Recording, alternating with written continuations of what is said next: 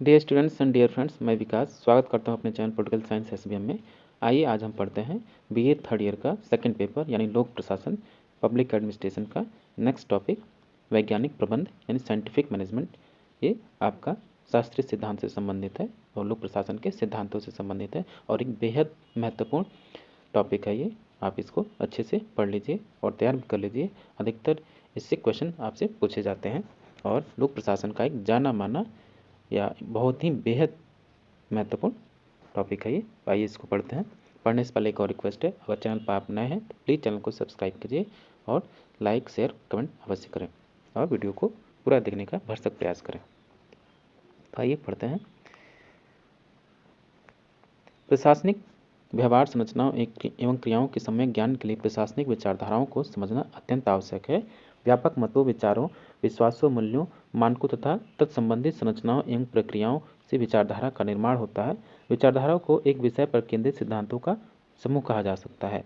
विचारधाराएं समाज को एक दिशा देने का कार्य करती हैं। वर्तमान समय में लोक प्रशासन के क्षेत्र में अनेक विचारधाराएं प्रचलित हैं। कौन कौन सी हैं? एक है वैज्ञानिक प्रबंध, शास्त्रीय अधिकारी तंत्र, मानव संबंधवाद, व्यवसायीवाद, पारिस्थितिकीवाद, सामाजिक मनोवैज्ञानिकवाद एवं व्यवहारवादी विचारधारा। ये तब सभी लोक प्रशासन के विचारधारा या सिद्धांतों से संबंधित हैं। इन सिद्धांतों के आधार पर लोक प्रशासन का अध्ययन किया जाता है। 20वीं शताब्दी में स्वचालन एवं कंप्यूटर तकनीक के विकास तथा विज्ञान जगत में अनेक आविष्कारों के परिणाम स्वरूप उत्पादन के पैमाने तथा विधियों में महत्वपूर्ण परिवर्तन हुए। 19वीं शताब्दी में प्रबंधन के क्षेत्र में परंपरागत विचारधारा पाई जाती थी। अब परंपरागत विचारधारा क्या थी?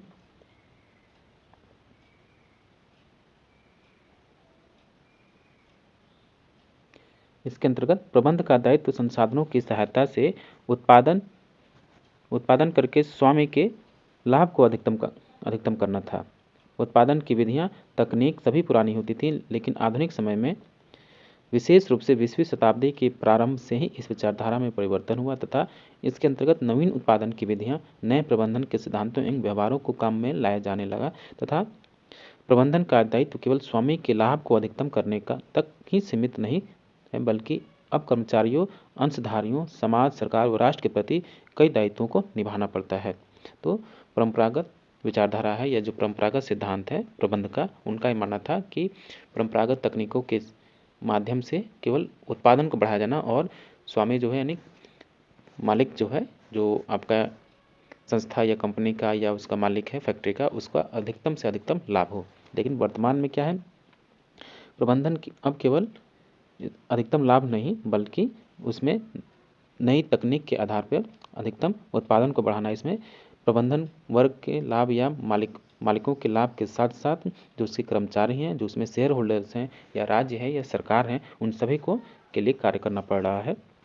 तो वैज्ञानिक विचारधारा संगठन में प्रथम व्यवस्थित विचारधारा जो वैज्ञानिक प्रविधियों पर आधारित है, इसमें कार्य क्षमता व उत्पादन बढ़ाने के लिए कार्यों के प्रबंधन में सुव्यवस्था स्थापित करने के लिए कार्यों के वैज्ञानिक अध्ययन पर बल देती है। इसके कार्य एवं श्रमिकों की समस्याओं का अध्ययन किया जाता है। वैज्ञानिक प्रबंध शब्द का सबसे पहले आविष्कार लुई ब्रैंडिज ने किया था। ये आप हमेशा याद रखिएगा। जो साइंटिफिक मैनेजमेंट है, इस शब्द का सबसे पहले आविष्कार किसने किया? लुई ब्रैंडिज ने। प्रबंधन की इस अवधारणा के क्षेत्र में सर्वाधिक महत्वपूर्ण योगदान F.W. टेलर और हेनरी फ्योल ने दिया। F.W. टेलर का मतलब पूरा नाम है फ्रेडरिक विंसलाउ टेलर एवं हेनरी फ्योल ने दिया। इस योगदान के कारण टेलर को वैज्ञानिक प्रबंध का पितामह कहा जाता है। यानी F.W. टेलर को साइंटिफिक मैनेजमेंट का फादर कहा जाता है, संस्थापक या पितामह कहा जाता है, क्योंकि इन्होंने सबसे पहले कारखानों में कार्य करने के लिए वैज्ञानिक तकनीकों का आविष्कार किया और उन्होंने कहा कि हर कार्य वैज्ञानिक तरीके से किया जा सकता है, न कि परंपरागत तरीकों से। वैज्ञानिक तरीकों का उपयोग करके हम उत्पादन का अधिकतम लाभ कमा सकते हैं। तो इनके अतिरिक्त हेनरी फ्योल और टेलर के अतिरिक्त कौन थे वैज्ञानिक प्रबंध के समर्थक? Henry HL. गैंट और गिलब्रेथ एमर्सन, मॉरिस कुक और एच.पी. केंडल आदि ने भी महत्वपूर्ण कार्य किए हैं। अब वैज्ञानिक प्रबंध का अर्थ और परिभाषा समझ लीजिए कि वैज्ञानिक प्रबंध दो शब्दों से बना है। एक वैज्ञानिक एवं प्रबंध। वैज्ञानिक से तात्पर्य है विज्ञान संबंधी और विज्ञान का अर्थ विशिष्ट जानकारी अथवा ज्ञान की अभिवृद्धि। अर्थात विज्ञान ज्ञान की वह शाखा है जो तथ्यों को व्यवस्थित रूप से संजोती है और सामान्य नियमों को खोज निकालने का प्रयत्न करती है। सर्वप्रथम यह तथ्यों को एकत्रित करती है और उनके पारस्परिक कार्य कारण संबंध प्रदर्शित करते हुए कुछ मान्य निष्कर्षों तक पहुंचने का प्रयत्न करती है। हेक्सले के अनुसार विज्ञान एक ऐसा सम्यक ज्ञान है जो युक्ति और साक्ष्य पर आधारित है। ये था विज्ञान। अब प्रबंध का अर्थ समझ लीजिए। प्रबंध से आशय किसी कार्य को सुव्यवस्थित ढंग से चलाने से है। अर्थात प्रबंध का एक ऐसा नेतृत्व कार्य है जिसमें सामान्य लक्ष्यों की प्राप्ति के लिए मानवीय प्रयासों का नियोजन, संगठन, निर्देशन एवं नियंत्रण किया जाता है। यह भौतिक एवं मानवीय संसाधनों के कुशलतम उपयोग एवं निर्देशन के माध्यम से दूसरे से कार्य लेने की कला है। ये देखिए बेहद आसान भाषा में प्रबंधन का अर्थ समझाया गया है। इस प्रकार अनुभव द्वारा सुधार व विकास करने का परंपरागत सिद्धांत गलती करो और सुधार करो के स्थान पर सिद्धांतों एवं नियमों के आधार पर प्रबंध का संचालन करना वैज्ञानिक प्रबंध है। पहले जो कार्य होता था आप लर्निंग बाय डूइंग या लर्निंग बाय एरर के माध्यम से करते थे, जो कि परंपरागत है। वर्तमान में इन लोगों ने बताया कि निश्चित कोई भी कार्य करने का एक अपना निश्चित सिद्धांत और नियम है, उस आधार पर किसी भी कार्य को किया जाना चाहिए। इसी आधार पर जो कि परंपरागत कार्य करने व इसके करने के अंगूठा के रूल ऑफ थंब का विरोधी है। ये आपसे प्रश्न पूछ लेता है कि जो परंपरागत सिद्धांत या रूल ऑफ थंब का विरोधी कौन है, तो वैज्ञानिक प्रबंध सिद्धांत है। इसके अंतर्गत किसी भी औद्योगिक संस्थान में कार्य करने तथा श्रमिकों से कार्य लेने के वैज्ञानिक ढंग को शामिल किया जाता है, जिससे संबंधित संस्थान में प्रबंध की समस्त समस्याएं दूर हो जाएं। इसके अंतर्गत उनका उपयोग करके संस्थान की कार्यकुशलता एवं विशेषज्ञों विद्वानों ने वैज्ञानिक प्रबंध की अलग अलग परिभाषाएं दी हैं। आप परिभाषा देख लीजिए। फ्रेडरिक विंसलॉ टेलर का क्या कहना है वैज्ञानिक प्रबंध के बारे में? यह जानने की कला कि तुम व्यक्तियों से संगठन में क्या कराना चाहते हो तथा यह देखना कि वे सबसे उचित व सस्ते ढंग से कार्य कैसे करते हैं, वैज्ञानिक प्रबंध कहलाता है। ये आप उनकी परिभाषा एक बार याद कर लीजिएगा। ऐसे ही पीटर ड्रकर के अनुसार वैज्ञानिक प्रबंध का कार्य का संगठित अध्ययन, कार्य का सरलतम भागों में विश्लेषण और प्रत्येक भाग का श्रमिक द्वारा निष्पादन करने हेतु व्यवस्थित सुधार करना है।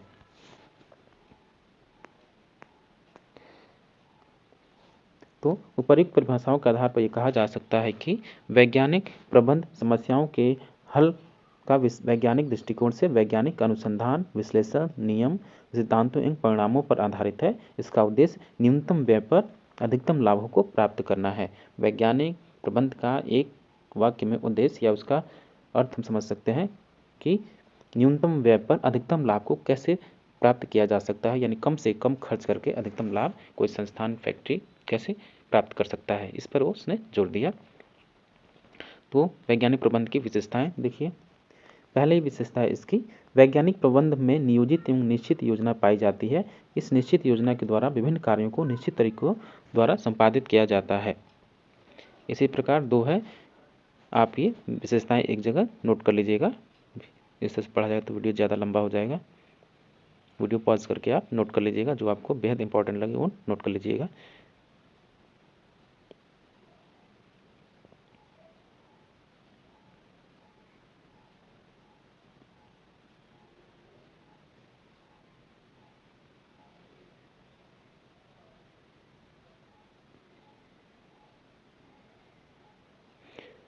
अब इधर देख लीजिए, F.W. टेलर का योगदान पुस्तकें, उनके द्वारा पुस्तक कौन सी है? शॉप मैनेजमेंट, जो 1910 में लिखी गई, और प्रिंसिपल ऑफ साइंटिफिक मैनेजमेंट। ये उनकी दो बेहद महत्वपूर्ण किताबें हैं। और उनके निबंध पेपर है, जो एक पेपर है आपका अ पीस रेट सिस्टम और आर्ट ऑफ कटिंग मेटल्स। इनको आप ईयर वाइज नोट डाउन कर लीजिएगा, क्योंकि एग्जाम में कभी कभी नेट के एग्जाम में इन पुस्तकों को पूछ देगा। आप इन पुस्तकों को उनके छपने या प्रकाशन की अवधि या कार्यकाल के अनुसार व्यवस्थित कीजिए। तो सबसे पहले आप इन सबको ईयर वाइज नोट कर लीजिए। देखिए, टेलर के अनुसार प्रबंध सच्चा विज्ञान है क्योंकि यह स्पष्ट रूप से निर्धारित कानूनों, नियमों और सिद्धांतों पर आधारित है और सभी प्रकार के संगठन में सार्वभौमिक रूप से लागू होता है। उनके शब्दों में, एक ही सिद्धांत का प्रयोग सभी सामाजिक गतिविधियों में समान रूप से लागू किया जा सकता है, अर्थात घर, कृषि, फर्म, छोटे और बड़े व्यापार, चर्च और अन्य परोपकारी संस्थाओं, विश्वविद्यालयों तथा शासकीय विभागों पर प्रबंध के एक से नियम लागू होते हैं। वैज्ञानिक प्रबंध का सरोकार औद्योगिक संगठनों की प्रबंधकीय प्रथाओं और उत्पादन प्रक्रियाओं में वैज्ञानिक पद्धतियों के प्रयोग से था। इसने संगठन के निम्नतम स्तर पर ध्यान केंद्रित किया। इसका लक्ष्य काम की भौतिक प्रकृति और कर्मचारियों की शारीरिक प्रकृति के बीच संबंध का अध्ययन करना था। यानी वैज्ञानिक प्रबंध ने इस बात पर बल दिया कि जो भी मजदूर काम कर रहे हैं उनके लिए क्या क्या परिस्थितियां हैं और जो संस्था या जो कंपनी या जो फैक्ट्री का लक्ष्य क्या है, उस प्रबंध वर्ग का लक्ष्य क्या है और मजदूरों से काम कराने की दशा है, इन दोनों के बीच उसने अध्ययन किया। क्यों उत्पादन घट रहा है, क्यों उत्पादन बढ़ रहा है। तो ऐसे ही इसमें सांगठनिक कुशलता और वित्त में सुधार के लिए विशिष्टीकरण, पूर्व सूचनीयता, तकनीक क्षमता और तर्कसंगत होने पर बल दिया। औद्योगिक संगठनों में अपने प्रयोगों के दौरान टेलर का सामना सोल्डरिंग कर्मचारी या सोल्डरिंग संकल्पना से हुआ। सोल्डरिंग श्रमिकों के उत्पादन को सीमित रखने की प्रवृत्ति का नाम है। सोल्डरिंग क्या है? श्रमिकों के उत्पादन को सीमित रखने की प्रवृत्ति का नाम है। यानी वो श्रमिकों के एक ऐसा वर्ग जो ये आपस में तय कर लेता है कि हम एक दिन में कितना उत्पादन करें, इससे ज़्यादा न करें। तो सोल्डरिंग, उन्होंने इस संकल्पना को दो भागों में विभाजित किया। पहली प्राकृतिक नेचुरल सोल्डरिंग और दूसरी व्यवस्थित सोल्डरिंग यानी सिस्टमेटिक सोल्डरिंग।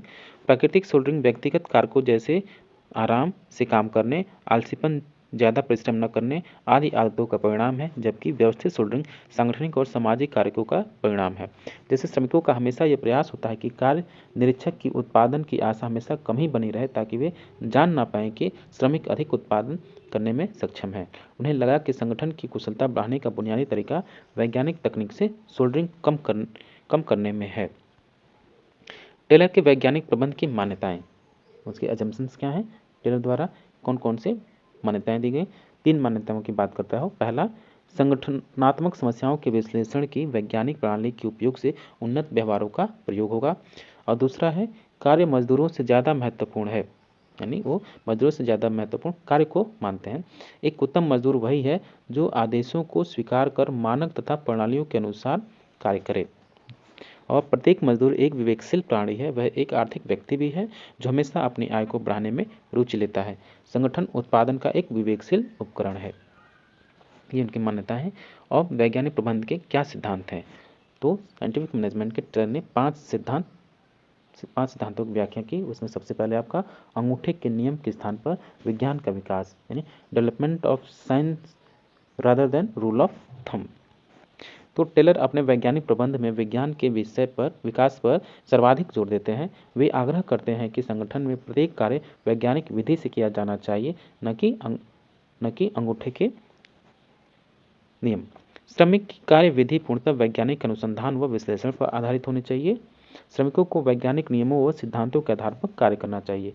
टेलर ने शारीरिक और बौद्धिक गुणों वाले श्रमिकों के वैज्ञानिक पद्धति से चयन की आवश्यकता पर बल दिया। जिसका भी सिलेक्शन हो वो कितना बौद्धिक है और कितना शारीरिक रूप से मजबूत है, और उसका भी सिलेक्शन वैज्ञानिक आधार पर होना चाहिए, ऐसा टेलर का मानना था। वैज्ञानिक प्रबंध यह मानकर चलता है कि प्रत्येक कार्य को करने का सर्वोत्तम तरीका होता है और यह सर्वोत्तम तरीका सदैव सिद्धांतों में बदला जा सकता है। इस प्रकार यह परंपरागत अव्यवस्थित अंगूठे के नियम पर आधारित ज्ञान से भिन्न संगठित ज्ञान होता है। संघर्ष के स्थान पर मैत्री, उनका मानना था कि संगठनों में संघर्ष के बजाय हम मैत्री पर ज़्यादा ध्यान दें। जैसे टेलर का मत था कि किसी भी औद्योगिक संगठन में 2 महत्वपूर्ण आधार स्तंभ होते हैं, श्रमिक और प्रबंधक। दोनों समन्वित प्रयासों से ही उद्योग का कुशल संचालन किया जा सकता है। दोनों पक्षों के मैत्रीपूर्ण संबंधों व हित सामंजस्य के माध्यम से ही वे पारस्परिक कल्याण की ओर अग्रसर हो सकते हैं। अतः टेलर ने दोनों पक्षों को संघर्ष छोड़कर पारस्परिक सद्भावना से कार्य करने के लिए प्रेरित किया। टेलर का मानना था कि श्रमिक और प्रबंधकों के हित जुड़े हुए हैं, न कि पृथक पृथक। अधिकतम उत्पादन के द्वारा ही नियोक्ता को ऊंचे लाभ और श्रमिकों को उच्च वेतन देना संभव है, अतः उत्पादन में वृद्धि करने के लिए संयुक्त प्रयास करना जरूरी है। व्यक्तिवाद के स्थान पर सहकारिता। आप वीडियो को थोड़ा पॉज करके देख लीजिएगा। फिर चौथा उसका सिद्धांत है सीमित उत्पादन के स्थान पर अधिकतम उत्पादन। नेक्स्ट है प्रत्येक व्यक्ति का अधिकतम विकास। पांचवा सिद्धांत टेलर द्वारा पांचवा सिद्धांत दिया गया, प्रत्येक व्यक्ति का अधिकतम विकास। एक सबसे महत्वपूर्ण टेलर के वैज्ञानिक प्रबंध को हम मानसिक क्रांति के नाम से जानते हैं। ऐसा क्यों? मानसिक क्रांति का विचार टेलर का मौलिक योगदान है। टेलर मानसिक क्रांति को वैज्ञानिक प्रबंध का मूल दर्शन मानते हैं। मानसिक क्रांति से तात्पर्य यह है कि श्रमिक और मालिक दोनों के दृष्टिकोण एवं विचारधाराओं में आमूलचूल परिवर्तन होना चाहिए। सामान्यतः मालिक श्रमिक से काम चाहते हैं और श्रमिक मालिकों से अधिक मजदूरी। इससे दोनों एक दूसरे को अपना विरोधी समझते हैं तथा पारस्परिक अंधविश्वास का वातावरण रहता है। टेलर इस प्रकार की मानसिकता में परिवर्तन चाहते हैं। वे कहते हैं कि दोनों को एक दूसरे के हितों के लिए कार्य करना चाहिए। श्रमिक व मालिकों के मन के बीच एक दूसरे के प्रति परंपरागत गलत अविश्वास की धारणा में सकारात्मक परिवर्तन करने को ही टेलर मानसिक क्रांति की संज्ञा देते हैं। ऐसे ही हम आगे पढ़ लीजिएगा वीडियो पॉज करके, क्योंकि वीडियो ज़्यादा लंबा हो जाएगा। एक है वैज्ञानिक प्रबंध की तकनीकें। किस आधार पर वो वैज्ञानिक प्रबंध को लागू कैसे होगा इस बात पर बल देते हैं। तो इसी प्रकार वैज्ञानिक प्रबंध की क्या तकनीकें हैं। पहला है फंक्शनल फोरमैनशिप यानी कार्यात्मक फोरमैनशिप। कार्यात्मक फोरमैनशिप टेलर के वैज्ञानिक प्रबंध का महत्वपूर्ण अंग है। परंपरागत प्रबंध के अंतर्गत फोरमैन को जो कार्य करने पड़ते थे वे कार्य अब कई फोरमैन करते हैं। इससे कार्य विभाजन हो जाता है ताकि कार्य समय पर आसानी से पूरा किया जा सके। यह संगठन श्रम विभाजन व विशिष्टीकरण के सिद्धांत पर आधारित है। इसके अनुसार प्रत्येक व्यक्ति को वही कार्य दिए जाते हैं जिसका कि वह कर्मचारी विशेषज्ञ होता है। कार्यात्मक संगठन के विभागीय संगठन से अधिक उपयुक्त होता है क्योंकि इसके अंतर्गत प्रत्येक व्यक्ति को कम से कम काम देकर श्रम विभाजन और विशिष्टीकरण के सिद्धांत की पालन की जाती है। इस प्रणाली में श्रमिकों के कार्य को निर्देशित करने का दायित्व 8 नायकों का होता है। इन 8 में से 4 नायक नियोजन से संबंधित होते हैं और 4 श्रमिक कार्यों से प्रत्यक्षतः जुड़े रहते हैं। ये 8 प्राधिकारी श्रमिक के कार्य को निर्देशित करते हैं। इनके कार्य संक्षेप में इस प्रकार है।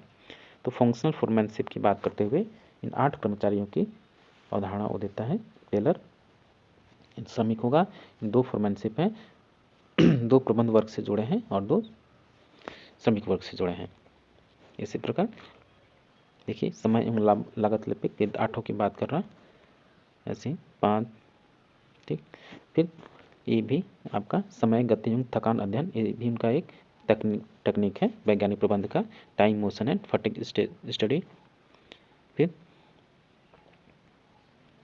तीसरा है डिफरेंशियल पीस रेट सिस्टम, यानी डिफरेंशियल पीस रेट सिस्टम विविधात्मक मजदूरी दल प्रणाली। बेहद इंपॉर्टेंट है, आप इसको देख लीजिएगा। वीडियो पॉज करके पढ़ लीजिएगा। फिर अपवाद का सिद्धांत एक्सेप्शन प्रिंसिपल है। अन्य तकनीकों में वो टेलर ने अपनी इनकी पुस्तक का नाम है प्रिंसिपल ऑफ साइंटिफिक मैनेजमेंट, इसको याद कर लीजिएगा। में वैज्ञानिक प्रबंध के अन्य तकनीकों पहलुओं का वर्णन निम्न प्रकार किया है। जैसे व्यापार में प्रयोग किए जाने वाले औजारों और साधनों के साथ ही मजदूरी की गतिविधियों का भी मानकीकरण होना चाहिए। साधनों के वर्गीकरण के लिए स्मरण विषयक यंत्र होना चाहिए और योजना सेल या विभाग की स्थापना हो। स्लाइड रूल्स की भी बात हो। ये तमाम तकनीक बताते हैं। वैज्ञानिक प्रबंध के क्या लाभ हैं। यूटिलिटी ऑफ साइंटिफिक मैनेजमेंट या वैज्ञानिक प्रबंध की उपयोगिता क्या है। वैज्ञानिक प्रबंध के लाभों के विषय में टेलर ने लिखा है कि वैज्ञानिक प्रबंध का सामान्य अनुकरण औद्योगिक कार्यों में लगे प्रत्येक औसत व्यक्ति की उत्पादकता को भविष्य में दोगुना कर देगा। सोचिए संपूर्ण राष्ट्र के लिए इसका क्या अर्थ होगा। इससे देश के व्यक्तियों की आवश्यकता एवं विलासिता की वस्तुओं में वृद्धि होगी, श्रमिकों के कार्यों के घंटे में कमी संभव होगी और शिक्षा, संस्कृति एवं मनोरंजन के अवसरों में वृद्धि होगी। वैज्ञानिक प्रबंध का नियोक्ता एवं कर्मचारियों के लिए अर्थ होगा उनके आपसी मतभेदों एवं झगड़ों का अंत। जो कंपनी इस प्रबंध को अपनाएगी उनकी उत्पादन लागत में कमी होगी और उत्पादन दोगुना होगा। इससे न केवल कर्मचारियों की गरीबी हटेगी अपितु समाज से गरीबी हटकर समृद्धि बढ़ेगी। इस प्रकार टेलर के अनुसार वैज्ञानिक प्रबंध उत्पादकों, कर्मचारियों, समाज एवं राष्ट्र सभी के लिए वरदान सिद्ध होता है। इस प्रबंध व्यवस्था से होने वाले लाभों का उल्लेख निम्न प्रकार है। वैज्ञानिक प्रबंध के क्या लाभ हैं? दोनों को लाभ हैं इसमें। जैसे मजदूर, व्यावसायिक एवं मजदूर संघ का लाभ, प्रबंध का लाभ और मानवतावादी एवं व्यवहारवादी इसमें अपनी बात करते हैं। लाभ और फिर है लाभ देखा हमने, और फिर इसकी आलोचना देखिए।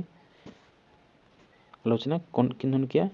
टेलर का जो साइंटिफिक मैनेजमेंट है इसकी बहुत कड़ी प्रतिक्रिया रूप में आलोचना हुई, क्योंकि इसने केवल मजदूरों और इसने केवल उत्पादन पर ज़्यादा जोर दिया, न कि मजदूरी या मजदूर या श्रमिकों की जो जिस हालत में वो इंडस्ट्रियल रेवोल्यूशन के दौरान कार्य करते उस पर उसने ध्यान नहीं दिया और हर चीज़ को वैज्ञानिक तरीके से सोचने लगा, और उसका परिणाम केवल था कि अधिकतम लाभ।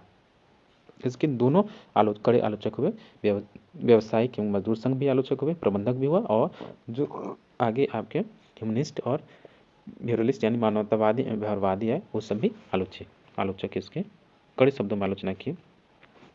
इसका सबसे अधिक विरोध व्यावसायिक संघों के नेताओं ने किया।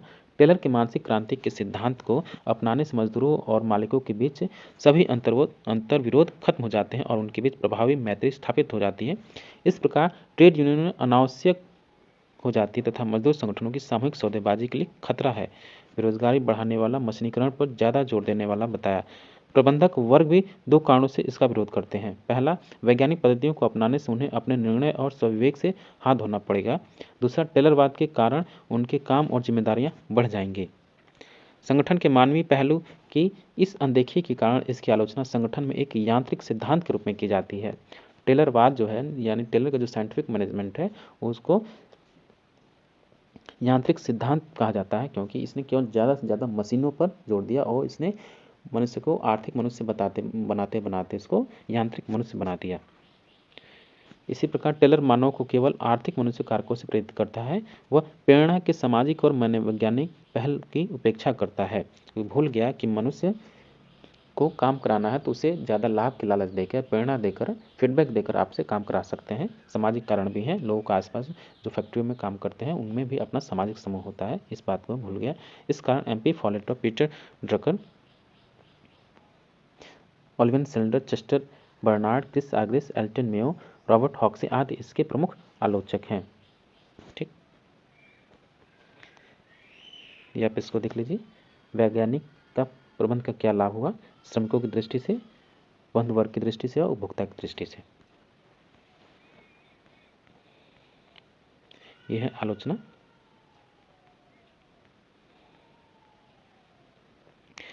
दूसरे आप क्या है वैज्ञानिक प्रबंध में योगदान देने वाले हेनरी फ्योल।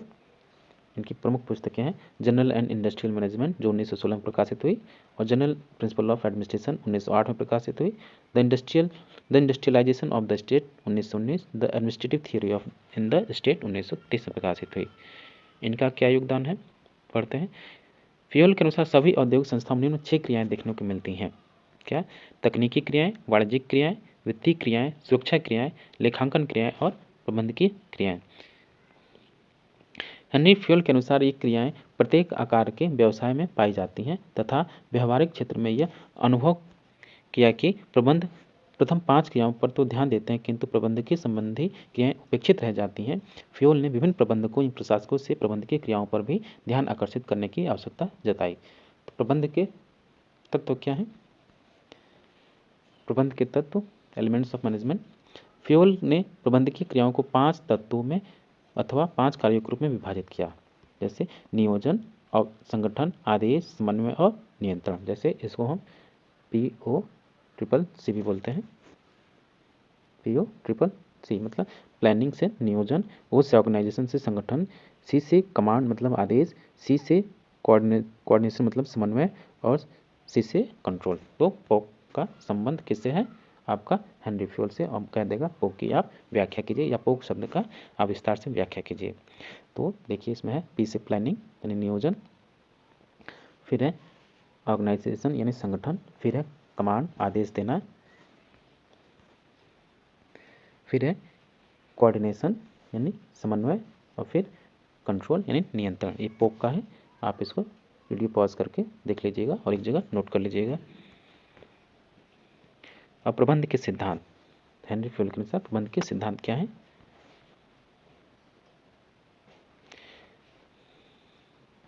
सिद्धांतों की बात करते हुए पहला है डिवीजन ऑफ वर्क, कार्य विभाजन। फिर दूसरा अधिकार एवं उत्तरदायित्व।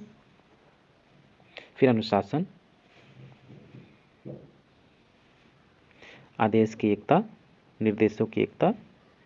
14 सिद्धांत की बात करते हैं हेनरी फ्यूल। व्यक्तिगत हित की तुलना में सामान्य हित को महत्व। पारिश्रमिक यानी रिम्यूनरेशन की बात करते हैं। केंद्रीकरण यानी सेंट्रलाइजेशन की बात करते हैं वो। फिर है स्केलर चेन यानी स्केलर श्रृंखला। ये गैंग प्लैंक है आपका हेनरी फ्यूल का,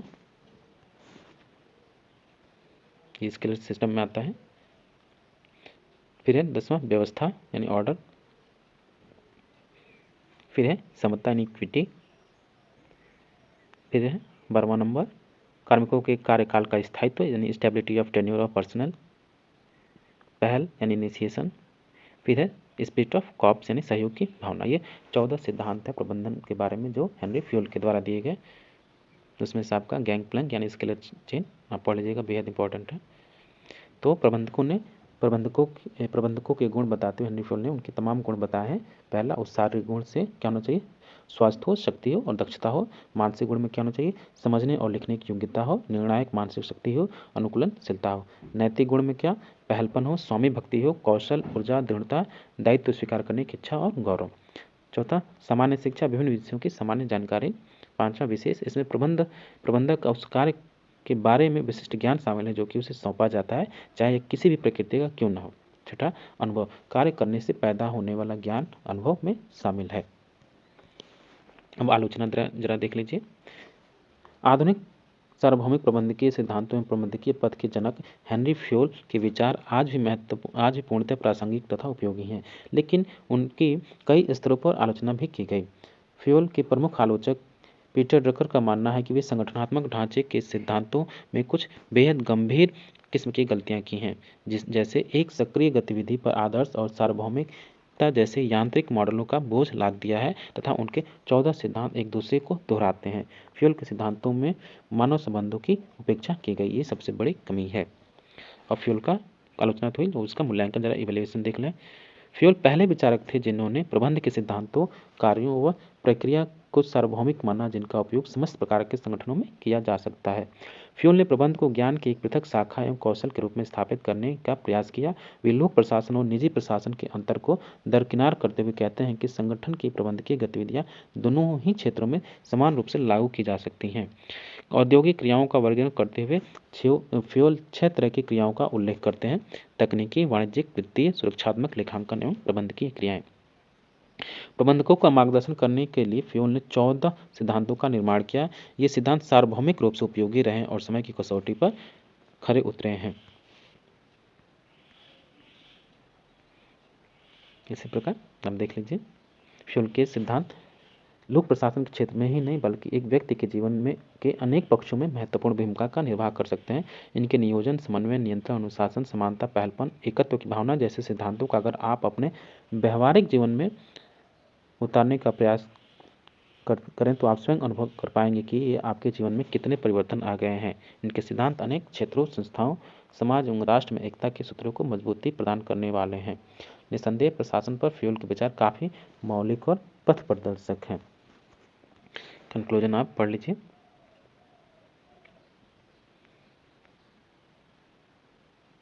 तो इसमें महत्वपूर्ण बिंदु हैं, आप इसको रिवीजन के तौर पे नोट डाउन कर सकते हैं। तो डियर स्टूडेंट्स, ये था वैज्ञानिक प्रबंध, लोक प्रशासन का बेहद महत्वपूर्ण टॉपिक, क्योंकि इसी से आपका लोक प्रशासन का शुरुआत होता है और यहीं से सिद्धांतों का निर्माण की प्रक्रिया भी शुरुआत होती है।